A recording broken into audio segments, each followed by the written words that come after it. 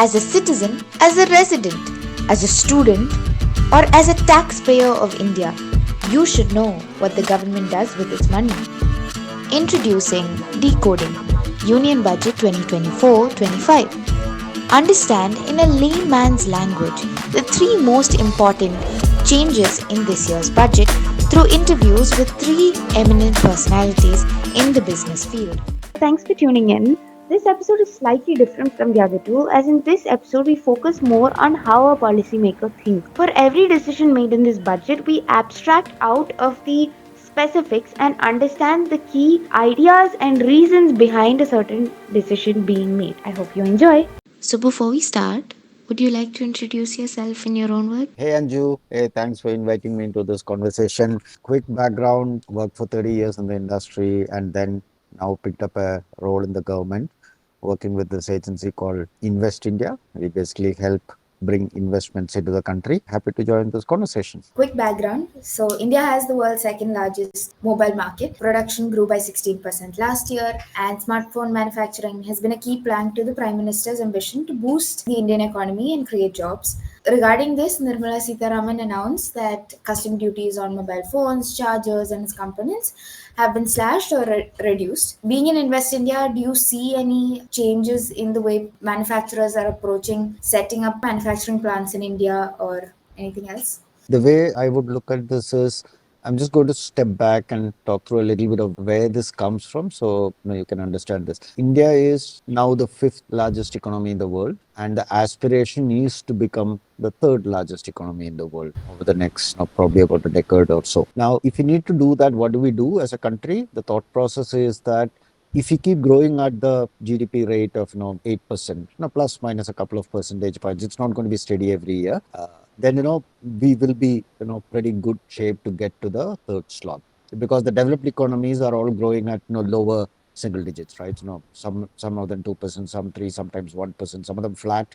So the ability for us to grow is definitely much faster. And if you need to sustain that, what do we need to do? Look, all sectors of the economy do not grow at the same pace over decades, right? So at this point of time, when we look at it and say, okay, if we need the country to grow at 8% average, then we need to look at a few sectors which have an ability to scale much faster than that and accelerate that particular growth. And that's a reason government looked at and said, okay, which are those specific industries which we can help in some fashion? And of that, electronics and mobile and all of those, semiconductor, all of that looks like a very good bet for us too. And that's the reason, if you go back 3 years, government said, okay, let's pick and choose a few of these sectors and give it some kind of support and acceleration so that it can help boost the GDP to the level that we want in a sustainable way over the next 10, 20 years. And that's where the electronics came into play. And electronics got a lot of attention and a lot of support. And when you look at electronics, again, the thought process is how do you help get that, that part of the economy moving? Today, in the sense, historically, India was not a great place for electronic manufacturing. So if you look at globally, US, of course, took the initial few years of lead, and then Japan was very good. Taiwan, stepped up and started doing a lot of things. Korea did a whole bunch of things, and some of these countries have taken 30, 40, 50 years to get to where they are right now in terms of leading the electronic manufacturing space. So India said, okay, let's pick up and give it some attention. So what do? You say, okay, pick up some electronic products and ensure that the products get manufactured in India, right? And mobile was one of the first that got picked up. So you encourage the industry to come and say, make mobile manufacturing here. So when they start doing that, and if it gets to a reasonably good volume, then it will attract all the pieces that go into making the electronics also in the country, right? And that whole called the ecosystem, the whole component ecosystems gets built over a period of time. So it's almost like saying, hey, if you want to manufacture cars, and if government says make cars in the country, what happens is then the tire industry comes up, the paint shop comes up, the metal body comes up, engine comes up. So, each of those components, the metal, electronics, all those components behind a car also starts getting manufactured in India over a period of time. So exactly the same way, mobile was picked up as the first one. And last year, again, look at, let's say 3-4 years stretch, right? 4 years back, India was probably importing 80% of the mobiles. It was not being manufactured in India. So government said, okay, let's give it attention. And in the last 4 years, now we have leapfrogged to making almost all the mobiles used in the country manufactured in India, plus we are exporting. So If you want to give you some numbers, India actually manufactured about 50 billion worth of mobile phone last year. Domestic market was about 36 billion. So, and of course, we are importing some and exporting some. So the net export is about 14, $15 billion last year. Now that we have reached that scale, it is pushing the next level of things below, the camera module, the battery, the components that go inside. So now those people are saying, okay, let's come and manufacture India, because I mean, if you're closer to the place where the phone is being manufactured, the economics work out better, right? And that's going to keep pushing the next level of components and the next level of components and whatever. So if you're giving it, let's say, 10 or 15 years, hopefully India will get to where other developed countries have achieved this in, like, let's say 40, 50, 60 years. So that's the overall way that you look at, what's happening on the space. At Salesforce, you champion the ESG reporting solution as a subject matter expert. ESG being environmental, social, and corporate governance data and its disclosure. So this year, Nirmala Sitharaman stated that investment grade energy audits will be conducted for traditional MSMEs in 60 clusters, and it's already happening. So in India, there is no set cap on emissions, and it hasn't placed curbs on emissions. It rather incentivizes firms to achieve energy efficient targets. So what do you think about this? Do you think India should put firmer restrictions, or is it going about it in the right way? I will again probably give that basic concept of ESG, what India is trying to. So ESG is you take care of the environment, social factors related to it when you're running a business. That's fundamentally what it means. So probably look at it from two angles, right? One is, how do you ensure that you're not burning things from the environment without replenishing it enough in time? And usually the one that is heavily debated is always energy, because if you look at our daily lives as an individual, as a citizen, or as a company or a corporate or somebody trying to do something, everything needs energy, right? And all of us ride on electricity. So the big part of this energy currently comes, if you look at India, that energy comes from coal. It's thermal power, right? So India, the amount of renewable energy in India, renewable energy is mainly hydro. So the hydro is about 1/4 of the total energy that the country builds. And then the other way to look at it is, if you look at India as an overall geography, I mean, we've got plenty full of sunshine. So why wouldn't we use energy from the sun and convert that, which is basically solar, and build enough capacity around that? Of course, the technology also became cheaper over a period of time. Earlier, it was very costly to put up a solar energy plant. Now, when you build that at scale, then of course the price of that keeps coming down, right? And other countries are doing similar kind of things. So India is also looking at and saying, how do you flip this, right? So coal is one big source of electricity production internally. The other big for fuel is actually oil, and we import pretty much most of our oil demand, and that creates pressure on our finances as a country, right? Because we are importing, that means you have to pay in dollars or whatever to import that oil. So how do you reduce the energy bill? So if you look at both of this, then solar is probably a good way to look at it, or renewable is a good way to look at it. So again, government is looking at it and saying, can you flip this from a 25-75, 25 being renewable and 75 being thermal at this point of time, the other way around. So which means that you have to accelerate the way you build solar capacity, right? So which means today, if you're going to build, let's say, 10 gigawatts or 20 gigawatts of new power, the government is saying, okay, let's look at probably 90% or 95% of that being built on solar, right? So over a period of next, again, 5-10 years, we will flip that 25-75 to 75-25.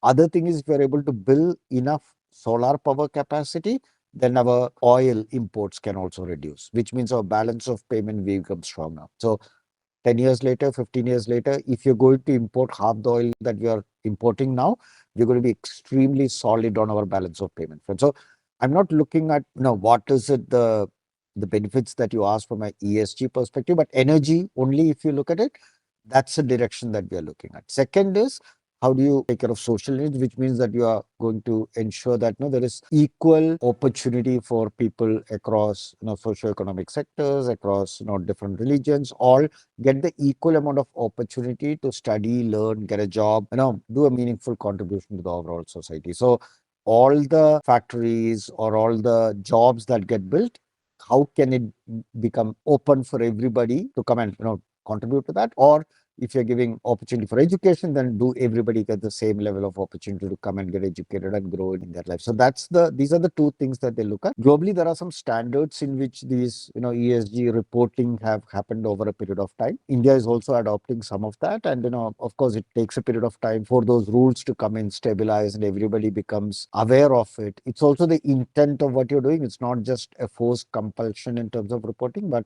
can you encourage people to think that, hey, you need to protect the environment. Hey, you should not be dumping waste. Hey, you should be using more renewable source of energy. Hey, you should ensure that you are giving equal opportunity for everybody to, have a good life. So that's fundamentally what the ESG, framework is. And, of course, government is doing their bit to ensure that, they are encouraging companies and individuals to contribute to that in a proper way and a sustainable way.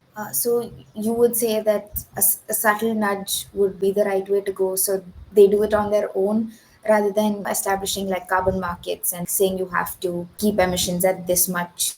I mean, see, emissions, yes. So all of these controls have already started coming. So it's not new, right? So we had earlier the BS2, BS3, BS4 standards. So for vehicles, there is some emission standards available. And, government keep pushing that to the next level. What I meant by that is it's not a nut. Sometimes it is also made mandatory, but it is not a surprise. No, you don't wake up today and say from tomorrow you do this. It says, okay, now we are in 2024, by 25 and you do this, by 26 and you do this. Because sometimes to build that capability takes a period of time. Technology has to keep pace. It also has to be done in a reasonably cost-effective way.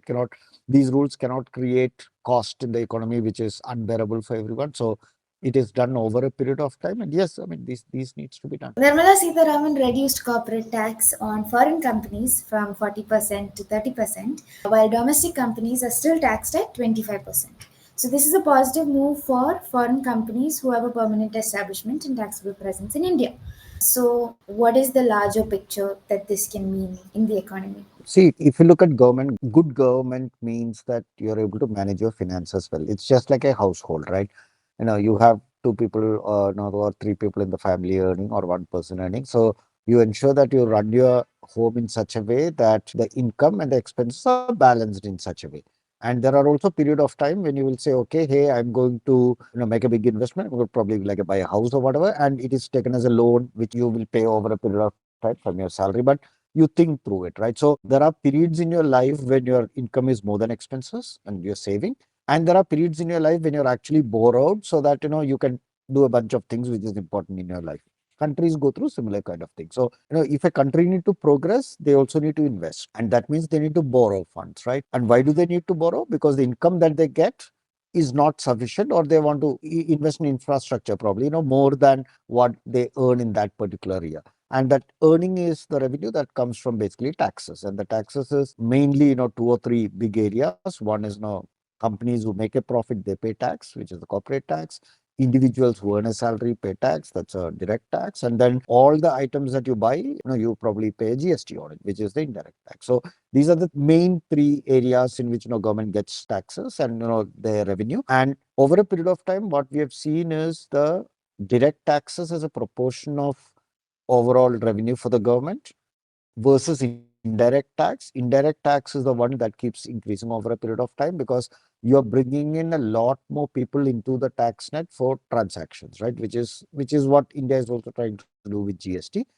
And if you look at last few years post GST, you can see that the amount of tax being collected has been steadily growing over a period of time. So it's called formalization of the economy, because people who are not paying taxes earlier, because GST is implemented in such a way that it's very difficult for somebody to hide their transactions, because if you are selling, somebody is buying, if they don't declare, you are declaring, right? So it's a one side is declared, so automatically government is able to figure out who is the other side, and the chain continues, right?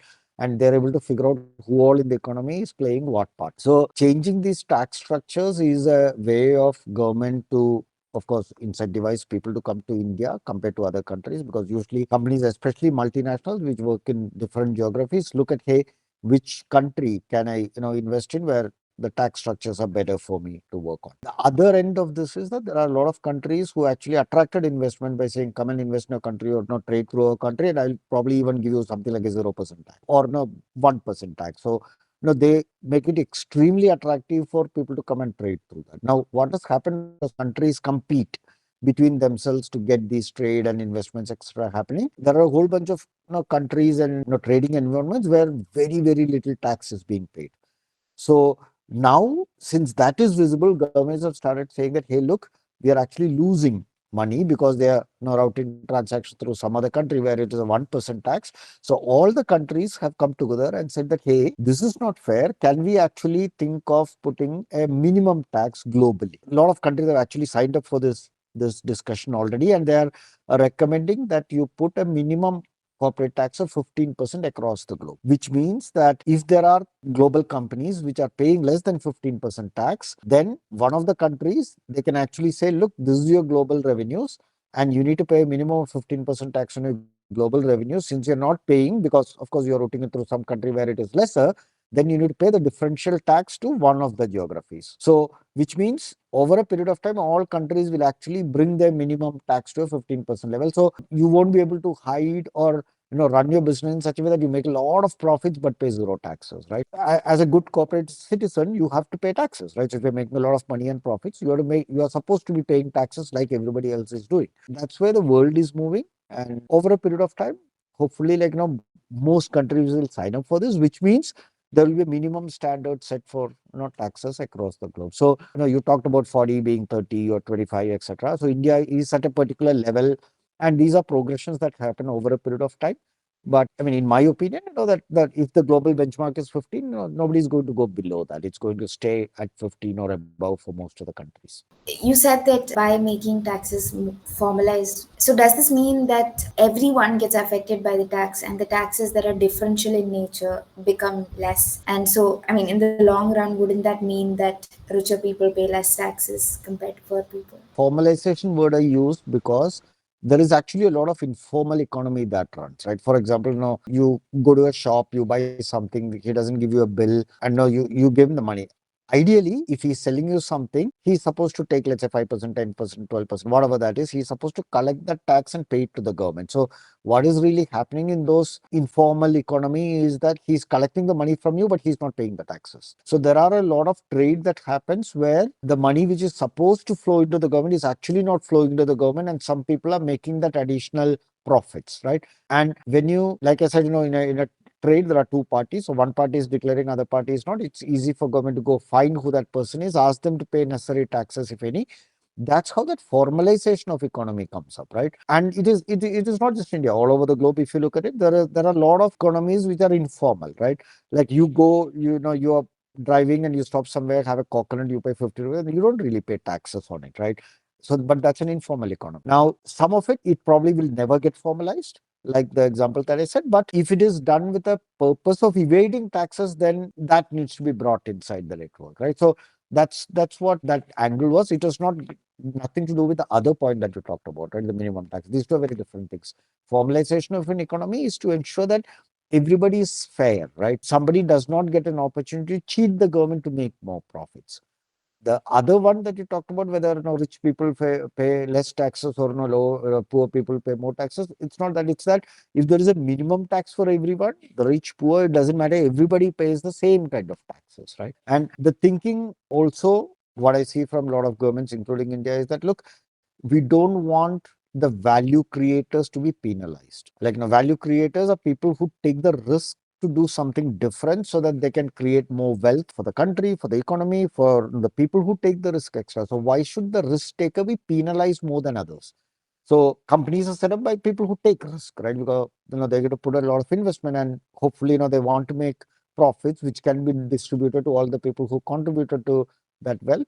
So the thinking is that if there are people who are willing to take risk, they should not be penalized beyond a point. So of course, there is some taxes they will need to pay. It is not that it's free, but it should not be seen in such a way that, hey, you take high risk, you make a lot of profits, so I'm penalizing you. That shouldn't be the case, right? It should encourage risk-taking ability, because growth happens when people take risks and succeed with that. This is like to you personally as a taxpayer, as an Indian citizen, not government point of view, personal point of view. So now there's been an increase in capital tax gains, there's been changes in the income tax structure. So there's been a change in standard deductions. And do you feel like that affects your common day-to-day life or your investments, or is it something that is abstract to you? The personal income tax, I think currently whatever structure government has is a pretty fair thing. One of the things government has been trying to do over a period of time is again to look at all individuals, and if they got some capital that's being, that's gaining wealth over a period of time, that is noticed, and if there is a reasonable share of that needs to come back into the government as taxes. So I mean, the concept is simple. If you're making a lot of profits, a part of that needs to be paid as taxes. So my personal opinion is no taxation, as long as it is transparent, it is easy for people to comply, and it is standard and fair for everyone. It's a good thing. The more standardized it becomes, more transparent it becomes, it is easy for people to comply. Usually what happens is the taxes get built over a period of time, exemptions are given over a period of time. So it becomes extremely painful for common people to understand these variations, complications, extra, and then work their savings or tax planning based on that. So you just complicate the hell out of everything, right? So it should be simplified to the maximum extent possible, so that one, there's no loopholes for people to take advantage of. Usually it's the people who know these systems well enough who take that advantage. Normal people, they don't know, they don't take advantage of these. So simplify it, keep it normal for everyone, and I think a good percentage of tax is good for the economy, because that helps the government provide good services. So the government's focus should be on both sides. One is now how do you make the taxation system simple, transparent for everyone. Second is the money you collect. How do you actually ensure that you are able to give good, good support for citizens to run their normal lives? Can you create, good roads, good highways, good parks, good recreation facilities, good supporting frameworks, good sanitation, good water, right? So good infrastructure. These are things only a government can do. No, individuals cannot go and create highways, right? So it is government's job to create infrastructure. Infrastructure both earlier it was all physical. So if you're thinking about ports, highways, railways, airports, is all now some of that is becoming private as well, or part private, part government. Also now the infrastructure itself is also digital, right? So are you able to provide good telecom infrastructure? Are you able to go, provide good communication capabilities? Because that's also part of infrastructure now. Yeah, I think taxes is required, and as long as it is used in the rightful manner to provide good citizen services, it's a fantastic thing. And so now we come to the last question. So I was reading upon the economic survey of 2023-2024, and so it lays out a twin track approach to deal with what is called the China conundrum. Discourage Chinese goods but encourage Chinese capital. And so research cites how Brazil, Turkey, and some European countries have raised import duties on electric vehicles but have quoted investment from China. And so, how would you describe India's relationship with China right now? And how do we manage the balance between these two? Think of it this way: countries do trade with people, right? Now they buy and sell things.